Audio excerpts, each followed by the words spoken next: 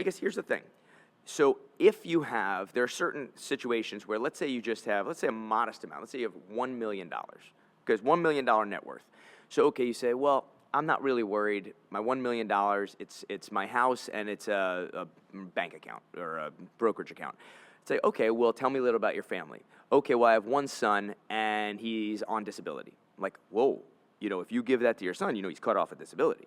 So maybe what we need to do is we need to put it in a trust so that way he can still retain his disability payments, but still get the inheritance. Right. Or how about, I've got a $2 million net worth. I want to give it all to my daughter, but I hate the guy she's married to.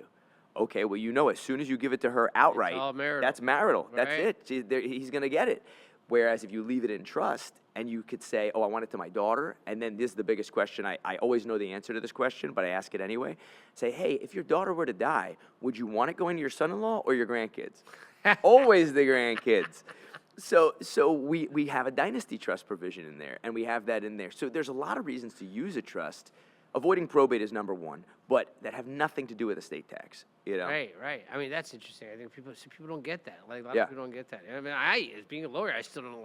I call you all the time. I tell you do like a quick here it is that. By the way, you and I need to sit down because there's been changes, so I have to sit down. But let's move on to another section that I think is important that most people don't even understand, right? And the asset protection. Sure. How does that play into it? Did you have to have, with the trust, what's the difference? Who is your clients that you're looking for? Where are they? What condition usually are they in? Where does it come up? That kind of thing.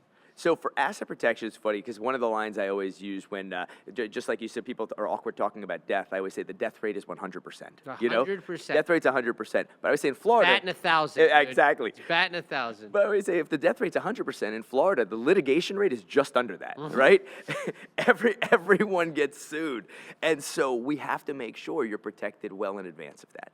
So with asset protection, almost everybody needs it if you have assets and you have threats. Sometimes people call up and the only thing they're scared of is like, oh, what if I get in a car accident, things like that. And there's valid, fear to that. But a lot of times with those people, there's easy solutions, maybe a simple LLC for assets that aren't already protected.